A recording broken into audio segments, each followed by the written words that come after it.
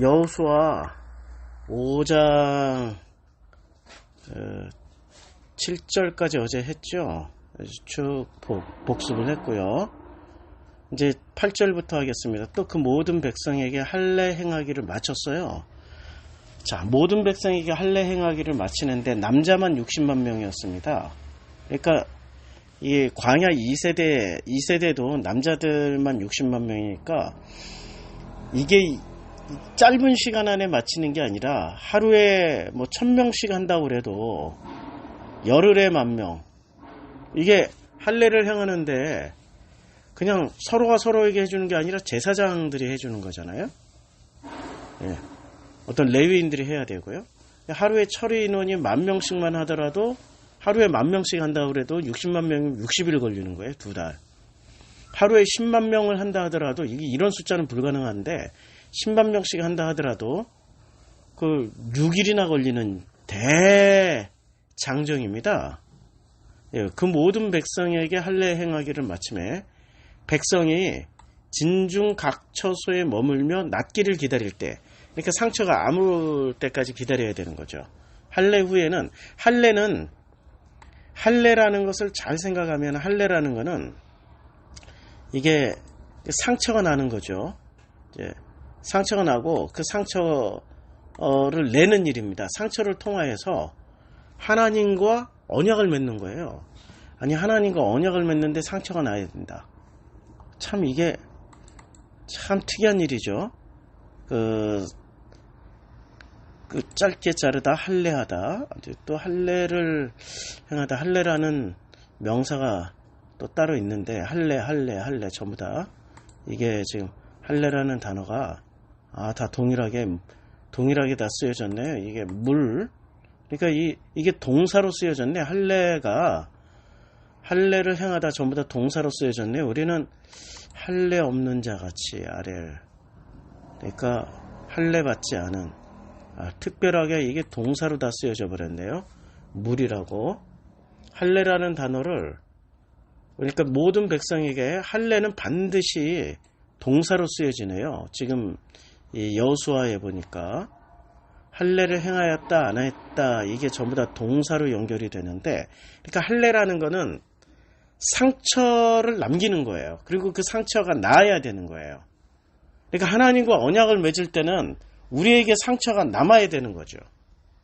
그 상처가 낫기까지 진중에 머물러 있었던 거죠. 그러니까 우리는 하나님과 언약을 맺을 때는 상처 없이, 왜냐하면 우리가 하나님을 규정하고 들어가잖아요. 하나님이 우리를 규정하고 들어와야 되는데 우리 사람이 하나님을 규정하고 들어가요. 어떤 규정을 하냐면 하나님은 선하신 분이야. 하나님은 의로우신 분이야. 하나님은 사랑이 많으신 분이야 라고 규정을 하고 들어간단 말이에요. 사랑의 하나님, 선하신 하나님, 의로우신 하나님, 공의로우신 하나님, 이런 식으로 전부 다 최상품으로 하나님을 만들어 놨어요. 그럼 그런 하나님이 우리랑 언약을 맺을 때는 우리에게 절대로 상처나 아픔을 주지 않을 거야. 이런 식의 생각으로 하나님을 규정하고 들어가거든요. 그런데 지금 길갈에 오자마자 할례부터 쳤단 말이에요. 할례부터 할 때 상처에다가 아픔을 동반한 게 이게 바로 할례고, 이걸 통하여서 언약을 하시는 거죠. 그러니까 하나님에 대한 오해가 없으시길 바라요. 사랑의 하나님, 의로우신 하나님, 공의로우신 하나님, 선하신 하나님, 자비로우신 하나님이라고 그러는데 우리가 이렇게 생각하면 돼요. 사랑의 하나님 안에 상처와 아픔을 동반한 언약을 맺는다. 공의와 정의와 자비로우신 하나님이라 할지라도 우리가 하나님과 언약을 맺을 때는 할례 같은 상처와 아픔을 끌어안는, 아니 그런 경험을 하게 되는 걸 통해서 언약을 맺는 거죠. 그러니까 우리는 인생을 살 때 할례를 받았을까요? 안 받았을까요? 할례는 남자만 받는 건가? 아니죠. 할례의 본질은 상처와 아픔과 나음이라고요. 지금 여기서 말씀하고 있는 건 할례 행하기를 마침에 진중 각 처소에 머물며 낫기를 기다릴 때, 이렇게 말씀하고 있으니까 할례의 본질은 상처, 아픔, 나음 이 세 가지 과정을 거쳐서 드디어 할례 받은 백성으로 거듭나는 거죠. 이게 하나님과의 언약을 맺는 과정입니다. 그러니까 우리의 인생을 되돌아보세요. 우리의 인생의 상처와 아픔과 나음의 과정이 있었던 사람은 이미 할례를 받았다.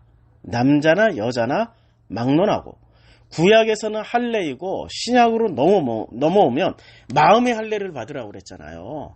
마음의 할례는 우리가 상처를 받았고 마음에 그 다음에 그 마음의 상처가 나음을 그 아픔을 통해서 나음을 받았다.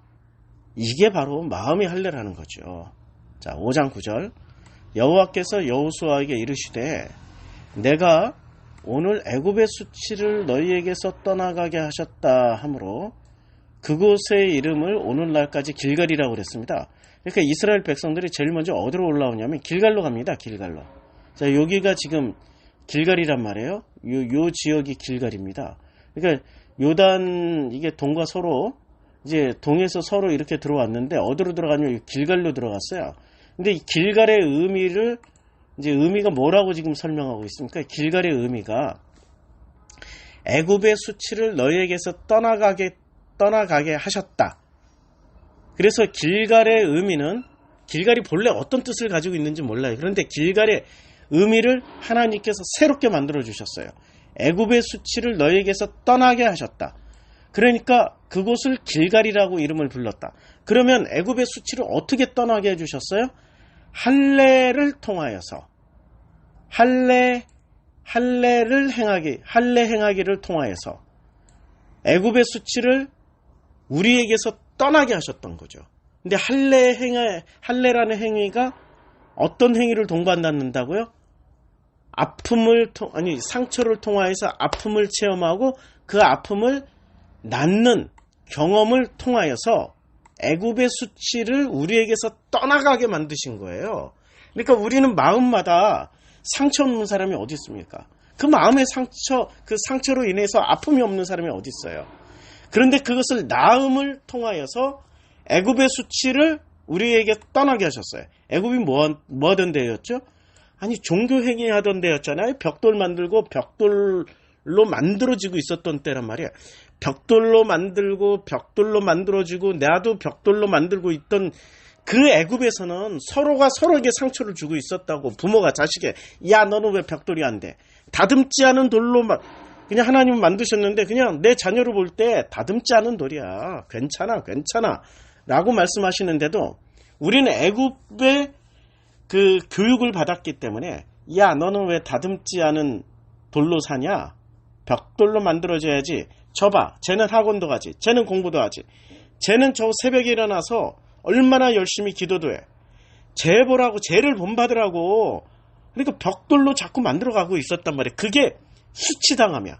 그러므로 인해서 가장 가까운 이웃에게 상처를 줬다고요. 가족끼리 상처를 주고 그것을 수치라고 했다고요. 그것이 종교적인 계율이요, 종교적인 벽돌 만들기요, 종교적인 벽돌 성전 쌓기요. 그것이 우리가 하나님을 섬기겠다, 사람이 하나님을 섬기겠다, 우리가 하나님 섬겨줄고 우리가 하나님께 먼저 맹세를 하는 걸 통해서 우리 자식 잘되게 해주세요, 우리 가정 잘되게 해주세요, 우리에게 복 주세요, 이런 것을 구하던 때가 그게 바로 애굽의 수치라고요. 그 결국에는 우리가 애굽에서처럼 살면은 누가 상처를 받아요? 내 가장 가까운 이웃이 상처를 받고 내 가장 가까운 가족들이 상처를 받잖아요.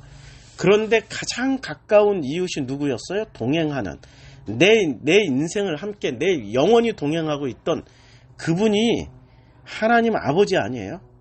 우리 부모님이라고요. 아버지이고 어머니이신 우리 하나님을, 그분에게 수치를 주는 거지. 나는 너를 벽돌로 만들 생각도 없고 벽돌로 만들질 않았어. 그런데 너는 왜 자꾸 스스로를 벽돌로 만들고, 그리고 너희 자녀들을, 가까운 이웃들을 왜 자꾸 벽돌로 만드니? 그것은 내게 있어서 굉장한 수치야. 그러니까 애굽에서 수치를 누가 당했냐면은 하나님이 수치를 당하신 거지. 당신의 자녀들로 인해서. 그런데 할례를 통하여서 내가 그만큼 상처받았어. 누구에게? 너희들에게. 내가 그만큼 많이 아팠어. 누구 때문에? 너희들 때문에. 그러나 내가 너희들을 낫게 해줄 거야. 그러므로 인해서 이게 사랑 아니에요.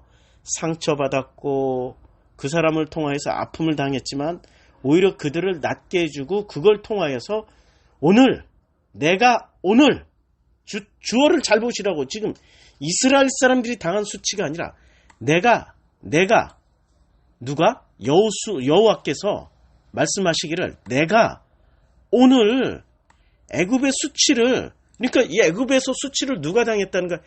여호와께서 당하신 거예요. 내가 애굽에서 애굽 방식으로 살아갔던 너희들로 인해서 당했던 모든 수치를 이제는 너희에게서 떠나가게 하였다라고 선포하신 거예요. 무엇을 통하여서요?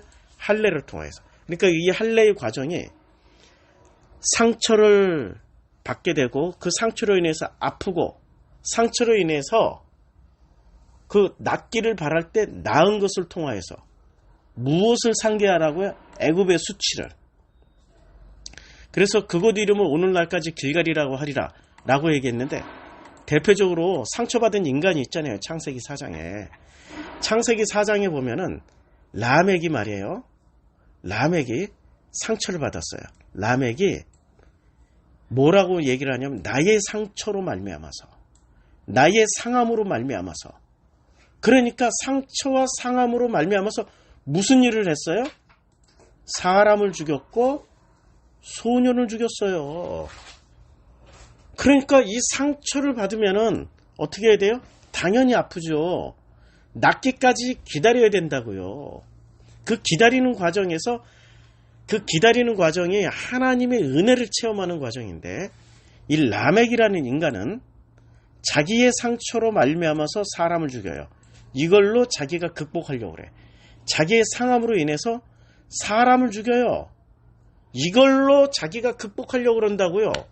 이게 바로 애굽의 시스템이라고요. 이게 바로 에녹성의 시스템이고 가인의 시스템이라고요. 자기가 상처받으면 사람을 어떻게 죽여요? 사람을 벽돌로 만들어요. 모난 돌, 다듬지 않은 돌로 깎아. 프루크루스트의 침대라는 게 있어요.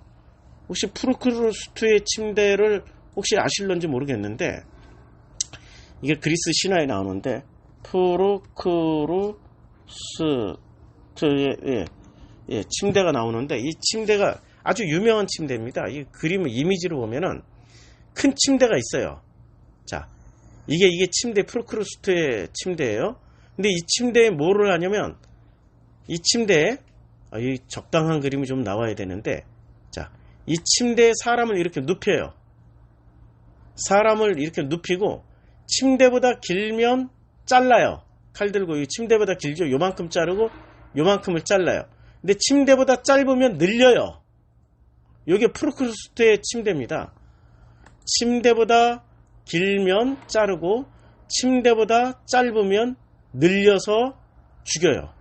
이게 프루크루스트의 침대. 그래서 프루크루스트의 침대는 늘 이 피가 가득하죠. 그러니까 지금 여기 늘려 죽이는 거고, 프루크루스트의 침대. 그러니까 이 침대라는 거는 벽돌 만들기의 대표적인 거 아닙니까? 큰 놈은 잘라서 규격품 만들고 침대에 맞추고, 작은 놈은 늘려가지고 그 침대에 맞추는 거. 이게 바로 자기의 상처로 말미암아 죽였고 자기의 상함으로 말미암아 죽이는 일이 되는 거죠. 자, 여호수아 5장 바로 그 9절에 8절 9절 말씀이 이겁니다. 할례라는 것은 상처를 내는 일이고, 상처를 받았기 때문에, 상처를 냈기 때문에 당연히 아파야 되는 거예요. 그런데 진중각처소에 머물다 보니까 낫는 거예요. 이 진 안에와 진 밖에는 무슨 차이가 있죠? 진중이니까 진 안에잖아요. 진 안에서는 하나님이 임재하신 곳이고, 진 밖은 하나님이 임재하지 않는 곳이에요. 그러니까 할례라는 상처를 받은 사람들은 그 상처로 인해서 아플 거란 말이에요.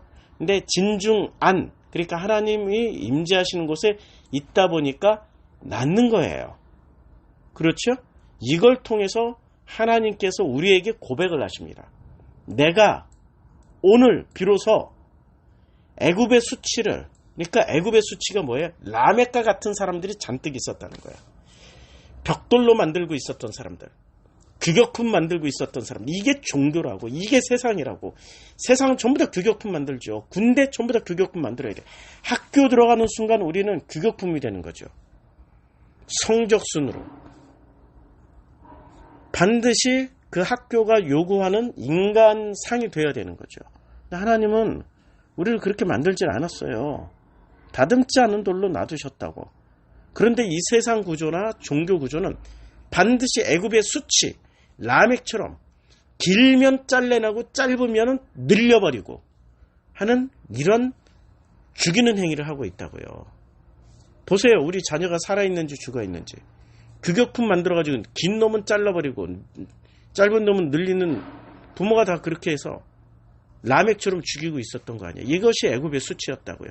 이 수치를 너희에게서 떠나가게 하셨다. 이야, 그래서 길갈이라는 이름은 무슨 뜻이라고요? 규격품을 만들던 그 애굽의 수치를 우리에게서 당했으나 하나님이 할례 행하기를 마치는을 통하여서 하나님이 당하셨던 그 애굽의 수치를 우리들에게서 떠나가게 하신 자리가 길갈입니다. 그리고 이 길갈이 역사적으로 또 많이 언급이 돼요. 자, 이 길갈이, 사무엘이 어디에다 물을 붓고 참회를 합니까? 회개를 하죠? 길갈에다 하는 거죠. 자, 지금 길갈이 여러 번 반복이 됐는데요. 사무엘 해마다 베델과 길갈과 미스바로 순회하여 그 모든 곳에서 이스라엘을 다스렸어요. 미스바에도 물을 부었네. 그러니까 해마다 사무엘 상에는 베델, 길갈, 미스바. 그러니까 베델은 왜 베델이죠? 아니, 야곱이 돌 세웠잖아요. 길갈은 왜 길갈이 돼야 되는 거죠? 길갈은 드디어 애굽의 시스템으로 인해서 우리가 하나님께 아픔을 주어 상처를 냈고 하나님께 아픔을 드렸지만, 그러나 그 하나님이 길갈에서 우리들에게 그 할례라는 걸 통해서 우리가 상처를 받았고 우리가 아픔을 느낄 때 하나님께서 낫게 해주시는 체험을 통하여서 하나님의 그 동행하심, 임재하심의 체험을 통하여서 이제 내가 애굽에서의 수치를 이제는 내가 모든 것을 극복하였다. 모든 걸 그 길갈을 통해서 애굽의 수치를 우리들에게서 떠나가게 하셨다 했기 때문에 이 길갈이 계속 언급이 될 겁니다. 앞으로. 자, 그래서 또 이스라엘 자손들이 길갈에 진을 쳤습니다. 길갈에 진을 친 순간 이제는 어떤 의미예요? 어제의 길갈이 아니고 오늘의 길갈이죠. 하나님과 우리 사이에 막혔던 담이 다 허물어진 거예요. 왜냐하면 하나님이 당하셨던 애굽의 수치를 우리에게서 떠나게 하셨으니까. 막혔던 담이 다 허물어진 자리가 길갈이라는 거죠. 놀라운 자리입니다. 길갈이.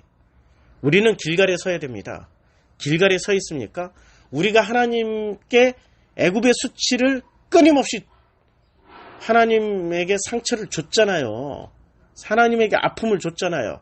그리고 내가 아프다고, 나 죽겠다고 이러고 거꾸로 엄살을 피웠잖아요. 사이코패스지 그게. 그게 소시오패스들이지. 남에게 책임 돌리고. 그런데 그 길갈은 드디어 하나님이 먼저 고백을 하시는 거죠. 애굽의 수치를 너에게 떠나가게 하셨다. 하나님과 우리 사이에 막힌 담장이 다 허물어진 자리. 그래서 길갈에서부터 진을 치게 되는 겁니다. 그리고 신약 성경으로 넘어오면 이 할례는 우리 마음의 할례입니다. 우리 마음에 상처를 받았어요. 어떤 사건과 상황 속에서 상처를 다 받게 돼 있어요. 상처를 받았어요. 아픔이 있어요. 그런데 진중 안에 머물면, 하나님과 동행하다 보면 이 상처가 낫게 되는 거죠. 그걸 통하여서 하나님이 우리에게 고백하십니다. 오늘 내가 정성필에게 당했던, 우리 각자 이름 부르면서 정성필에게 당했던 애굽의 수치를 정성필에게서 떠났다. 그래서 너는 오늘 길갈에 서 있는 거다. 할렐루야. 막힌 담장이 허물어진 거지. 이게 길갈입니다. 길갈의 은혜가 함께 하시기를 주님의 이름으로 축복하겠습니다. 소원합니다. 기도하겠습니다.